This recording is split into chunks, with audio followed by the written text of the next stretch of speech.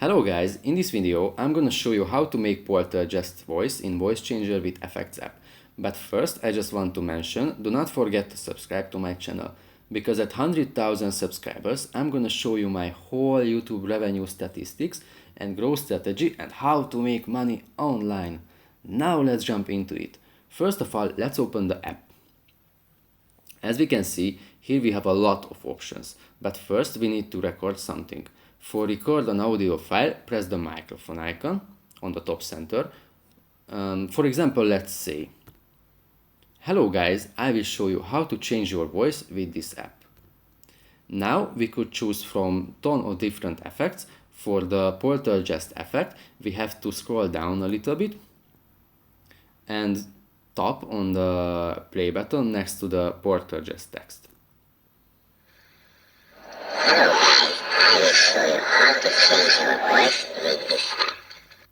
That's pretty much it for this video, guys. See you in the next one. Bye.